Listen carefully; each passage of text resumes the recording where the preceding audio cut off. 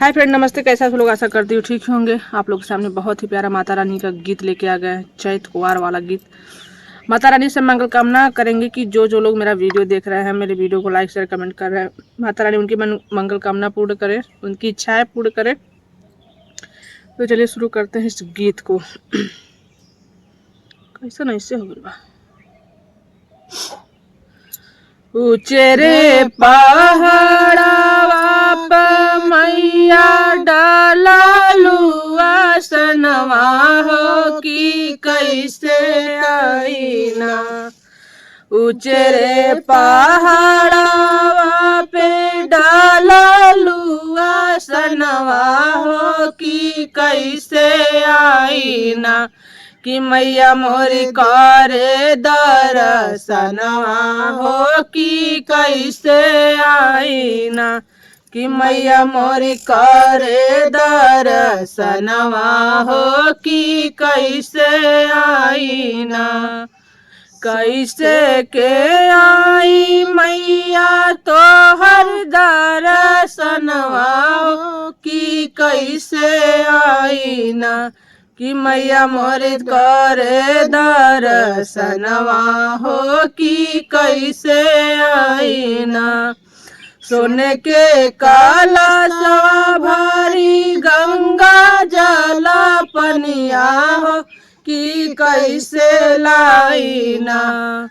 सोने के कलशवा भारी गंगा जल पनिया हो कि कैसे लाईना। कि बसलू चेरे पहाड़वा हो कि कैसे आईना। कि मैया मोरी बसलू पहाड़वा हो कि कैसे आईना। लाले अढ़ाउलावा के हारवा बनवनी हो कि कैसे पढ़ाईना। ऊंचे लाले अढ़ाउलावा के हारवा बनवनी हो कि कैसे पढ़ाईना। कि मैया मोरी बसलू पहाड़वा हो कि कैसे आईना। कि मैया मोरी बसलू पहाड़वा हो कि कैसे आईना। उचेरे पहाड़वा मैया डाललुआ सनवा हो कि कैसे आईना। उचेरे पहाड़वा पर डाललुआ सनवा हो कि कैसे आईना।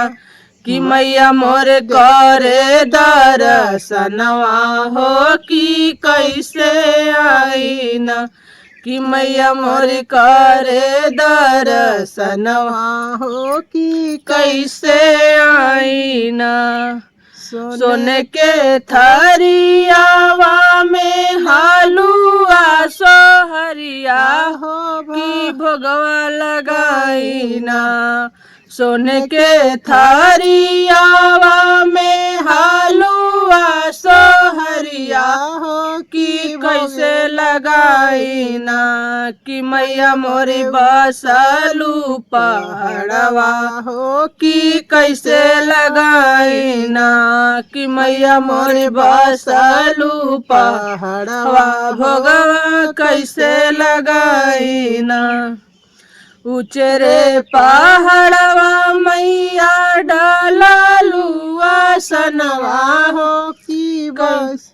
उचेरे पहाड़वा मैया डाललुआ सनवा हो कि कैसे आईना। कि मैया मोरी करे दर्शनवा हो कि कैसे आईना। लाले चुनरिया हम बजजवा घर से लईनी हो कि कैसे पहनाईना। लाले चुनरिया हम बजजवा घर से लईनी हो कि कैसे पहनाईना।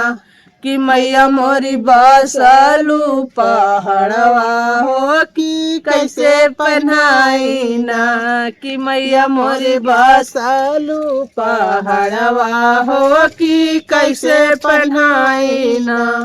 का माता रानी का के इतना ऊपर बच गेलू, कैसे हम आई फोटोआ पहिरा देव, का करम। हो गया। तो वीडियो पसंद है लाइक और कमेंट जरूर करें, कमेंट में जय माता दी जरूर रखिएगा, क्योंकि माता रानी सबकी मंगल कामना पूरा करेंगे। क्यों आ जा